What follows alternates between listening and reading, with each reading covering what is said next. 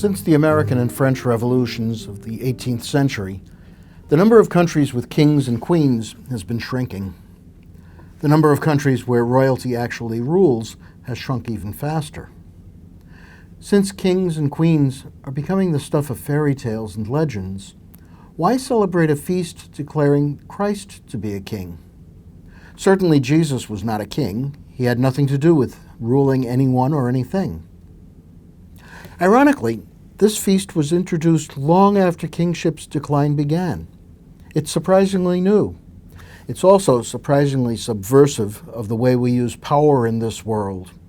It is very relevant. The Feast of Christ the King was introduced by Pope Pius XI in 1925, partly in response to the growth of totalitarian and supranationalistic governments in Europe. Under those governments, dictators claimed and attempted to exercise absolute authority over the thoughts and actions of people.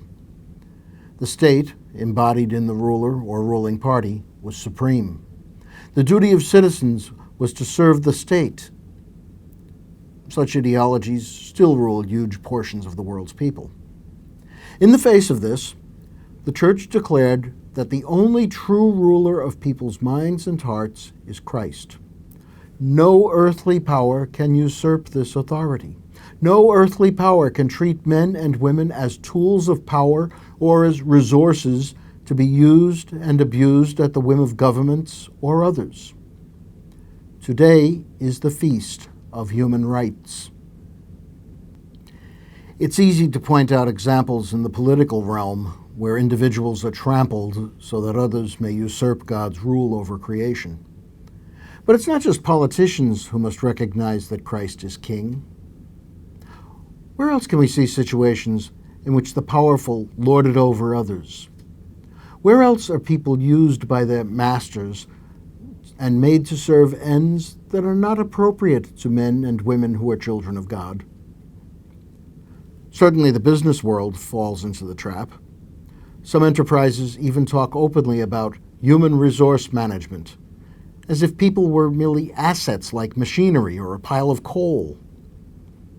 There are obviously degrading situations of child labor, indentured labor, a fancy name for slavery, the sex trade, and labor in health and life-threatening conditions. But men and women who sit at desks and make international phone calls can also be treated as if their sole value were in their usefulness to a corporation and its aims. Even families are challenged by today's feast. We may not even have to leave our own homes to see families that suffer under the dominance of an absolute monarch who may masquerade as a father, a mother, an aunt, an uncle, or even a child. Even the Church is not immune. Some studies have shown that the basic reason men and women leave priesthood or religious life is the abuse of power by religious superiors. Today, the Church says no to all such tyrannies. There is only one who has any claim to absolute obedience. That one is Christ. Anyone else who claims such power is a usurper. Why is that? Isn't it enough to grant that Christ is king in heaven? Isn't his claim to rule on earth meddling in internal affairs? However, in the Incarnation, Christ has become a citizen of the world. For this king, there are no foreign relations. We are images and heirs of God. We are the princes and princesses of Christ the King. Each of us, without exception, has a dignity that cannot be subordinated to any person, ideology, or worldly desire. Today we say that Christ is King. He is not merely King of heaven. He is King of the universe, including you and me. When we say Christ is King, we say we belong to him and to no others.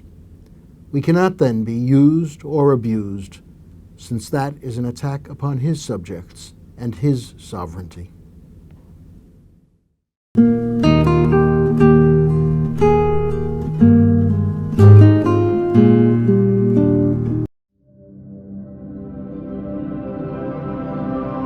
Amen.